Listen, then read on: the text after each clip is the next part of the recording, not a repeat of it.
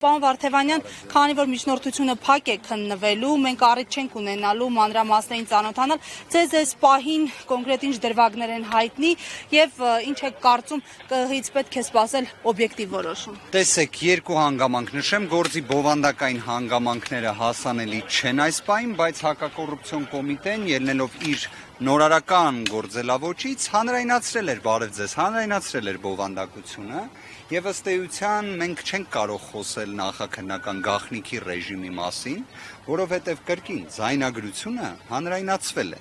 Ավելին, այն հանրայնացվել էր 2026 թվականի հունիսի 5-ին։ Այսքան ժամանակահատված բոլոր տվյալները եղել են հանրային, եղել են հասանելի եւ այդ պայմաններում մենք պետք է այսօր խոսենք կենտրոնական ընտրական հանձնաժողովում քրեական հետապնդում հարուցելու համաձայնության եւ ազատությունից զրկելու համաձայնության մասին։ Չէ՞ որ կալանքը վերաբերում է այնպիսի դեպքերին, երբ անձը կարող է խոչընդոտել, թաքնվել կամ կատարել նոր հանցանք։ Դուք ուզում եք ասել հունիսի 5-ից հանրային հասանելիություն ունեցող մի քրեական վարույթի վերաբերյալ ինչ ոչ պատշաճ վարքագծի ռիսկ կարող է լինել։ Երբ դուք բոլորը տեսել եք ինչպես է Դավիթ Ղազենյան բավականին հրապարակային գործունեություն իրականացնում, նույն օրինակ տարբեր ԶԼՄ ներկայացուցիչներ քրեական վարույթի վերաբերյալ հարցեր են տվել Դավիթին Ղազենյան, վերջինս միշտ հասանելի է եղել։ Մի ճշգրտում խոսքը կներեք մի հանգամանք էլ նշեմ, ձայնագրությունն էլ վստահ եմ դուք բոլորդ լսել եք։ Խոսքը գնում է երրորդ անձի մասին, լրիվ երրորդ անձի մասին, մեկ այլ անձի մասին զրույց ունենալու կոնտեքստ։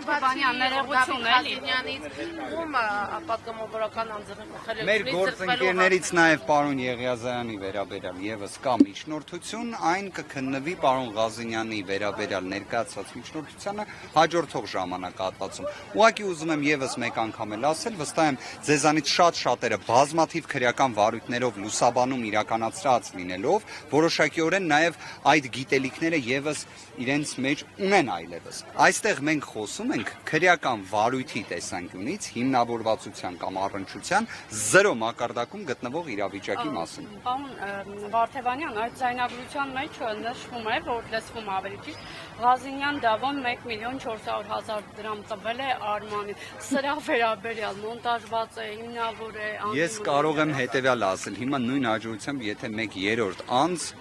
եկեք մեր ընկերոջ անվան փոխարեն ուրիշ անուն դնենք, էլի գալու էին քրեական վարույթ հարուցեին։ Հիմա օրինակ, եթե մի քաղաքացիական պայմանագիր կուսակցության անդամի վերաբերյալ դա լիներ։ Հիմա օրինակ, եթե մենք բաց հեռախոսակապով տենց խոսակցություն ունենանք եւ այն ձայնագրարվի, դրանից հետո քրեական վարույթ նախաձեռնելու ողջամտություն պետք է, գաղափար չունենք։ Փաստը նա է, որ Ղազենյան Դավիթի հետ որևէ առնչություն չունեցող անձը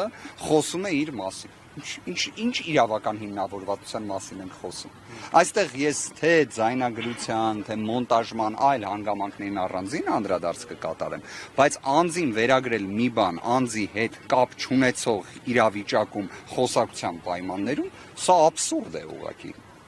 Պարոն Վարդևանյան, մեկ ճշգրտում էլի։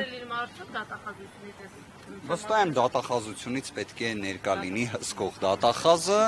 կքննարկենք, տեսնենք, ամեն դեպքում ես դեռ չեմ հիշում դեպք, որ նախաքննական գաղտնիք կազմող տեղեկությունը ինքը քննչականը հանրայնացնի, դրանից հետո անցնի շուրջ 2 շաբաթ ու դրանից հետո մենք խոսենք իբրև քրեական վարույթի, խափանման միջոցի եւ այլ նման ինտենսիվության մասին, անկեղծորեն եմ ասում, իհարկե մենք խոսում ենք քաղաքացիական պայմանագրի կենտրոնական ընտրական հանձնաժողովի մասին, բայց նույնիսկ այդ պայմաններում էլ նվազագույն ողջամտության դեպքում այս միջնորդություններից առնվազն մեկը պետք է մերժվի։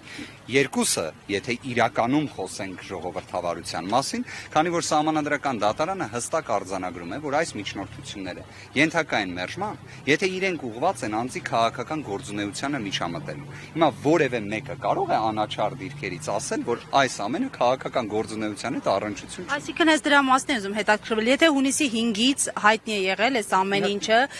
անձը ոչ փախել է, ոչ խուսանավել է,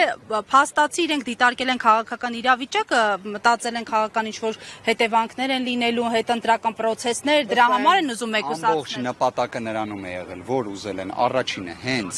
հերթական վախի մթնոլորտի տարածման տեսանկյունից ցույց տալ, որ նաև Ղազենյան Դավիթի նկատմամբ են քրեական վարույթին ուղղված գործողություն իրականացնում եւ այլն, այսինքն այստեղ ոչ թե իրավաբանությունն է եղել, այլ այստեղ եղել է պարզապես հերթական վախի մթնոլորտի տարածումը։ Ցավով եմ այս ամենը ասում, բայց սա է իրավիճակը։ Ինչևէ, դրանք բոլորը հաղթահարվող խնդիրներ են